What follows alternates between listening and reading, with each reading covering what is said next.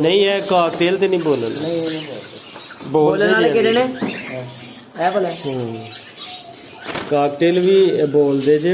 सीटियां मारते मिठू मिठू मिठू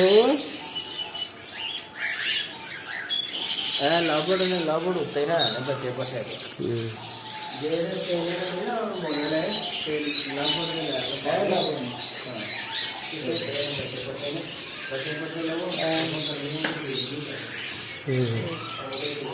रंग ने देखे जरा ऊपर वाले कहना बोली वाले